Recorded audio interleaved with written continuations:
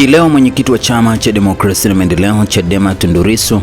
amerudi katika mahakama kuu ya Tanzania masjala ndogo Dar es Salaam kuomba kujumuishwa katika kesi ya madai ya mgawanyo usio sawa wa rasilimali